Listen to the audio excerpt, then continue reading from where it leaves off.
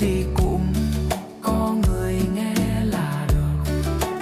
Đời này mệt mỏi lắm khi vô thường, còn thở còn sống vậy là được.